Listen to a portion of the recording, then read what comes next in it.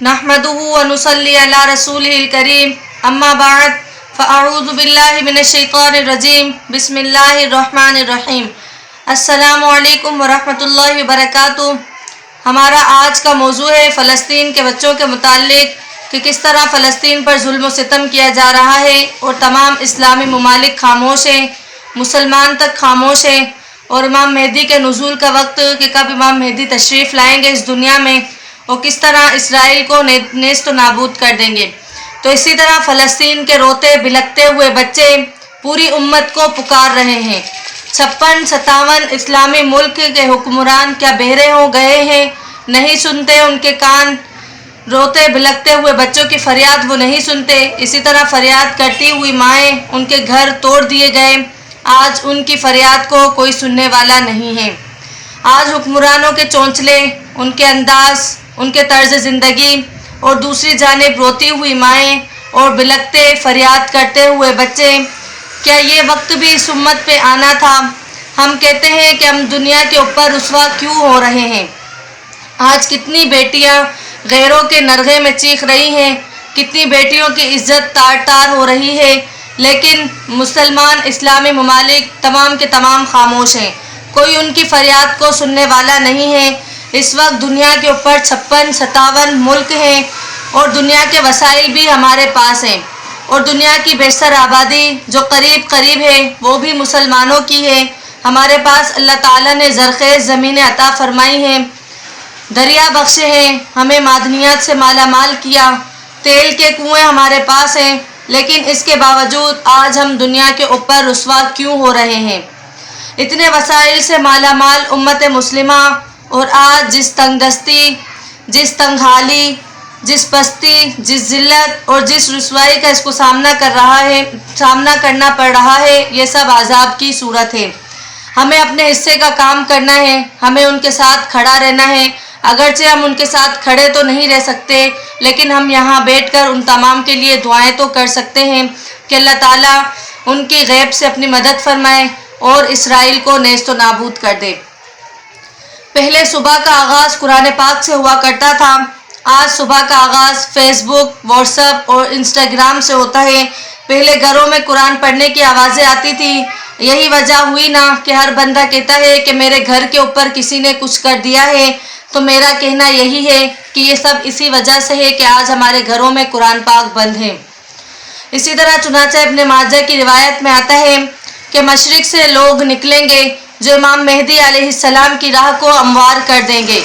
मशरिक़ में तो हमारा मुल्क बनता है, इसका मतलब ये है जिसको हम वादी सिंध कहते हैं, नाफरवा यानी नाफरवाना कहते हैं, वहाँ से लोग उठेंगे। ये पाकिस्तान और अफ़गानिस्तान के दरमियान का एक इलाक़ा बनता है। अल्लाह ईमान वालों को ही यहाँ से उठाएंगे और फिर वो इमाम मेहदी अलैहिस्सलाम के आने की राह हमवार करेंगे। बैतुल मुक़द्दस 3 मरतबा फ़तह होगा। एक मरतबा इसको अरबों ने फ़तह किया, हज़रत उमर रज़ियल्लाहु तआला अन्हु के ज़माने में बग़ैर लड़ाई के। काफिरों ने चाबी ही हवाले कर दी थी। दूसरी फ़तह फिर गुज़रिस्तान का एक नौजवान था जिसका नाम था सलाहुद्दीन अय्यूबी। इसने सुलेबी जंगें लड़ी और काफिरों से बैतुल मुक़द्दस को फ़तह करवाया।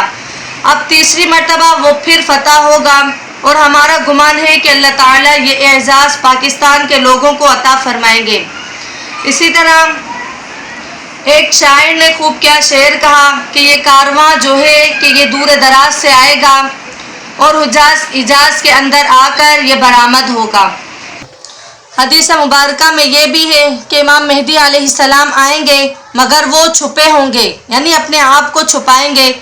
पहले मदीना तैयबा में होंगे, फिर वो वहाँ से मक्का इसलिए आ जाएंगे कि लोग मुझे पहचाने नहीं। छुप रहे होंगे लोगों से कि लोग मुझे देख ना लें, पहचान ना लें। लेकिन जब मक्के में वो तवाफ़ कर रहे होंगे तो वो हिजर अस्वद के करीब आएंगे तो गैब से आवाज़ आएगी कि लोगों, ये मेहदी अलैहिस्सलाम है, तुम इनसे बैअत कर लो। तो जो लोग उनसे बैअत कर लेंगे और फिर उनके साथ एक लश्कर शुरू हो जाएगा। ये लश्कर ऐसा होगा जिसने बिल आखिर बैतुल मुक़द्दस को फ़तह करना होगा। इसी तरह हदीस मुबारका में है कि काले झंडे लेकर ये लोग उठेंगे और वो इसको जाकर बैतुल मुक़द्दस के अंदर गाड़ेंगे, یعنی امام مہدی علیہ السلام کے ہاتھ پہ اللہ تعالیٰ بیت المقدس کو فتح کروائیں گے۔ پھر امام مہدی علیہ السلام موجود ہوں گے تو ان کو ان کی موجودگی میں حضرت عیسیٰ علیہ السلام بھی آئیں گے۔ دمشق کی ایک مسجد ہے، اس مسجد میں وہ نماز کے لیے کھڑے ہوں گے، تکبیر کہی جائے گی تو اتنے میں حضرت عیسیٰ علیہ السلام اس مسجد کے مینار کے اوپر اتریں گے آسمان سے۔ تو امام مہدی علیہ السلام ان کو کہیں گے کہ آپ نماز پڑھائیں، اور وہ امام مہدی کو کہیں گے کہ آپ نماز پڑھائیں۔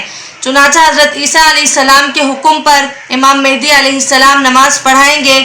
یہ اعزاز ملے گا ان کو کہ حضرت عیسیٰ علیہ السلام ان کے پیچھے نماز ادا کریں۔ اب حضرت عیسیٰ علیہ السلام نبی علیہ السلام کی شریعت کے مطابق یہاں زندگی گزاریں گے۔ یہ ان کے لیے بھی اعزاز ہے کہ انہوں نے دعا کی تھی کہ اللہ مجھے اپنے محبوب کے امت میں ہونے کا شرف عطا فرما، تو اللہ تعالیٰ نے ان کو آسمانوں پہ بلا لیا، اور پھر اللہ تعالیٰ ان کو دوبارہ بھیجیں گے تاکہ وہ یہ شرف حاصل کر سکیں۔ اب ایسا لگتا ہے کہ قیامت کی بڑی بڑی نشانیاں جو ہے وہ پوری ہو گئی ہیں۔ اب امام مہدی علیہ السلام کے آنے کا وقت بہت قریب ہے۔ یہ جو حالات ہیں، حالات میں اتنی بڑی تبدیلی نظر آ رہی ہے، یہ اسی چیز کا پیش کرنا ہے۔